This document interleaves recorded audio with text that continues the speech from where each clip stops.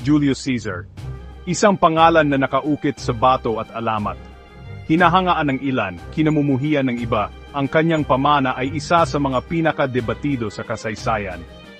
Ilang mga tao lamang ang may ganito kalaking impluensya sa kasaysayan.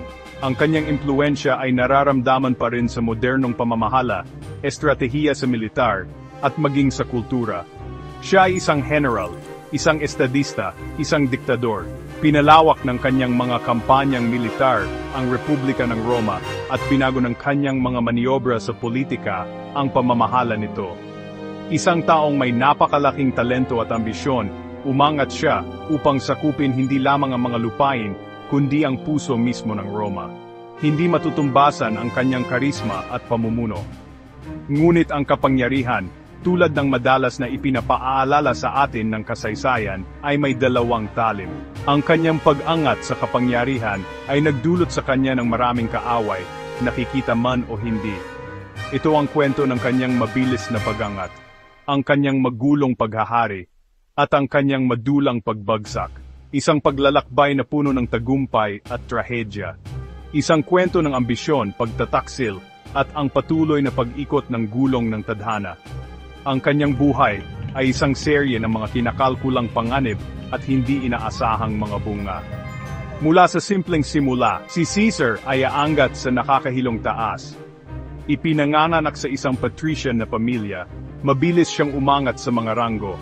Ang kanyang buhay ay puno ng mga pambihirang tagumpay at mapapait na pagtaksil.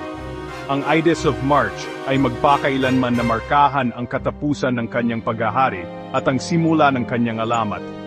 Ang kanyang kwento ay isang walang kapantay na drama. Isang paalala na kahit ang pinakamakapangyarihan ay hindi ligtas sa mga kapritso ng kalikasan ng tao. Ang kanyang buhay ay patuloy na nagsisilbing inspirasyon at babala. Sumama kayo sa amin ngayon habang tayo ay naglalakbay pabalik sa panahon upang saksihan ang buhay at kamatayan ng isa sa mga pinakanakahimok na tauhan sa kasaysayan. Damhin ang pagangat at pagbagsak ni Julius Caesar, isang lalaking ang pangalan ay magpakailanman na mag-aalingaw-ngaw sa mga pasilyo ng panahon. Roma, isang malawak na lungsod ng marmol at kapangyarihan. Dito, sa gitna ng mga abalangkali at intriga sa politika, isinilang si Gaius Julius Caesar.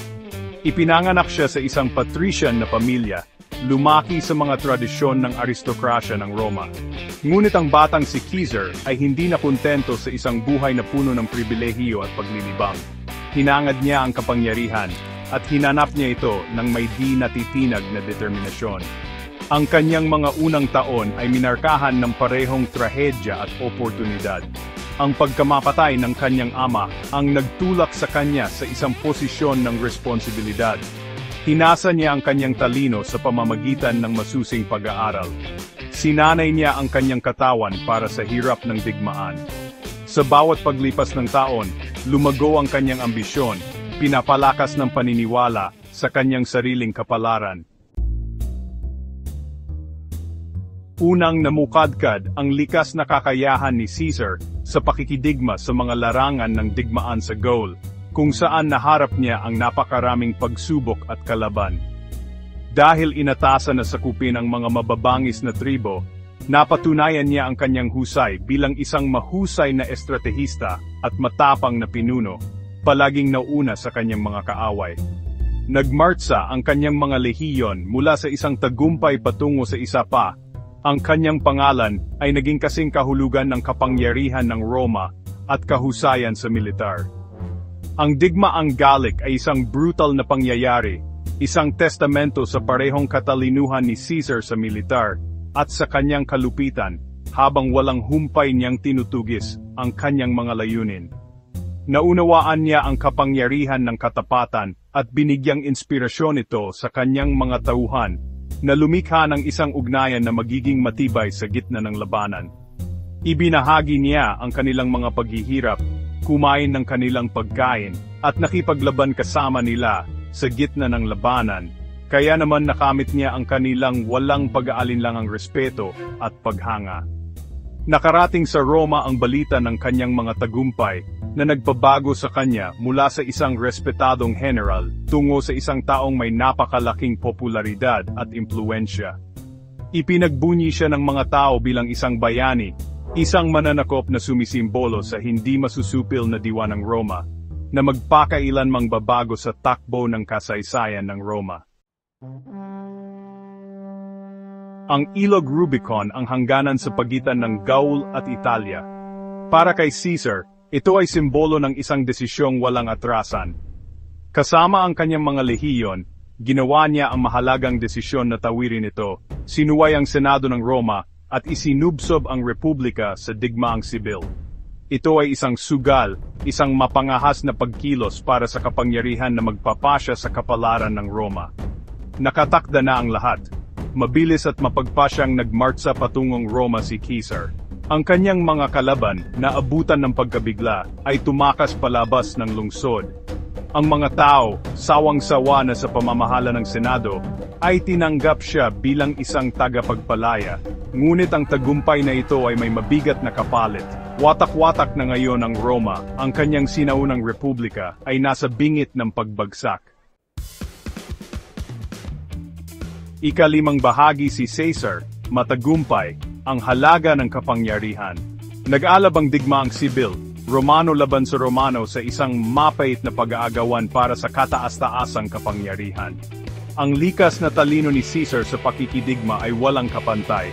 Tinalo niya ang kanyang mga kalaban, kasama na ang kanyang dating kaibigan at kakampi, si Pompey the Great. Ang tagumpay ay nagdulot ng ganap na kapangyarihan. Si Caesar ay idineklarang diktador habang buhay, ang walang kapantay na pinuno ng Roma. Ngunit ang daan patungo sa kapangyarihan ay nababalot ng dugo ng mga kaaway at maging ng mga kakampi. Ang pagkamatay ni Pompey, isang taong minsan niyang iginalang, ay bumigat sa kanyang konsensya. Ang Republika, na humina na dahil sa mga taon ng panloob na alitan, ay ngayon ay tuluyan ng bumagsak. Nakamit ni Caesar ang kanyang panghabang buhay na ambisyon. Ngunit ano ang naging kapalit? Ika-6 na bahagi, ang Reformador, isang pangitain para sa Roma. Bilang ganap na pinuno, sinimula ni Caesar ang isang ambisyosong programa ng reforma. Hinangad niyang pagalingin ang mga sugat ng digmaan, ibalik ang kaayusan, at pasimula ng isang bagong panahon ng kasaganaan para sa Roma. Binigyan niya ng pagkamamaya ng mga nasakop na tao, pinalawak ang Senado, at nagpatupad ng mga reformang pang-ekonomiya. Ang kanyang pangitain para sa Roma ay hindi lamang makapangyarihan, kundi maging makatarungan at patas. Inatasan niya ang pagtatayo ng mga dakilang pampublikong gawa, pinagbago ang kalendaryo, at tinangkilik ang mga sining. Ang kanyang mga reforma ay malawakan at transformative, na naglalayong tugunan ang mga ugat ng panloob na pagkakabahagi ng Roma. Si Caesar, ang mananakop, ngayon ay hangad na maalala bilang si Caesar, ang tagapagtayo, ang Reformador. Ika-7 bahagi, binhi ng pagtatalo, mga bulong ng konspirasyon. Ngunit ang lumalaking kapangyarihan ni Caesar, at ang kanyang pagbalewala sa mga tradisyonal na kaugalian ay nagdulot ng sama ng loob. Sa mga maharlika, nagsimulang kumalat ang mga bulong ng sabuatan. Nakita siya ng kanyang mga kaaway bilang isang malupit, isang banta sa mismong pundasyon ng lipunang Romano. Pinlano nila ang kanyang pagbagsak, hinimok ng pinaghalong inggit, takot, at maling pagkamakabayan. Nakita nila ang bawat aksyon niya bilang isang hakbang patungo sa monarkiya, isang pagtataksil sa republikang kanilang minamahal.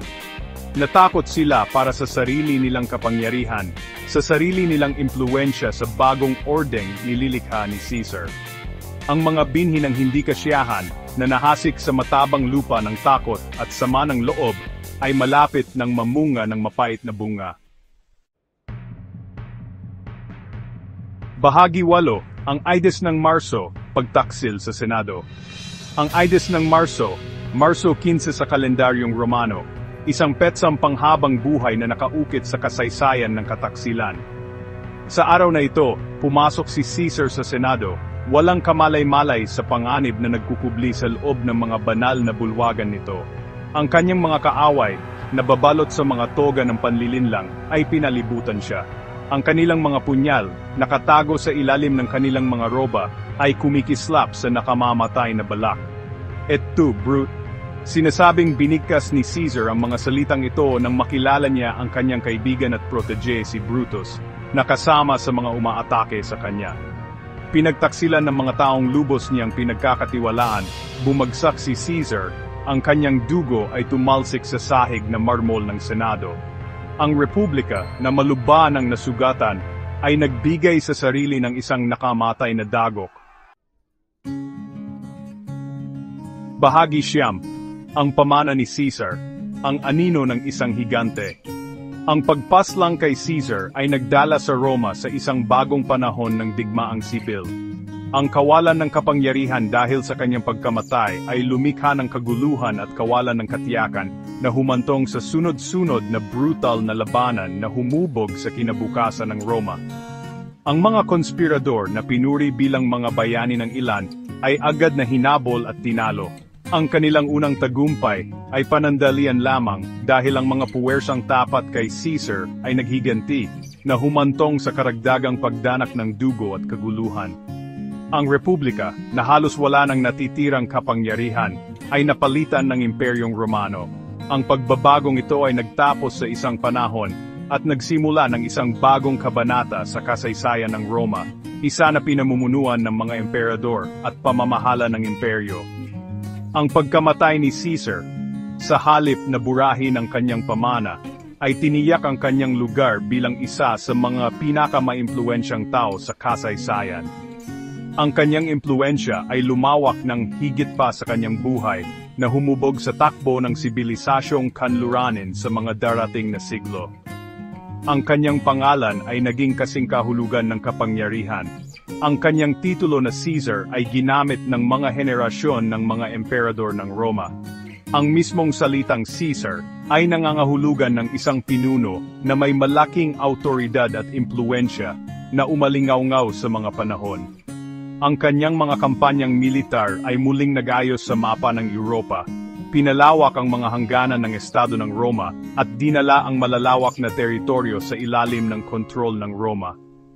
Ang mga pananakop na ito ay hindi lamang nagpalaki sa kayamanan ng Roma, kundi pati na rin sa impluensya nito sa kultura at politika.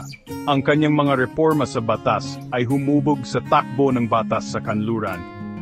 Ang mga kontribusyon ni Caesar sa sistema ng legal ay naglatag ng pundasyon para sa maraming prinsipyo na ginagamit pa rin ngayon na nakaka-impluwensya sa legal na pag-iisip at pagsasagawa sa buong mundo ng kanluran.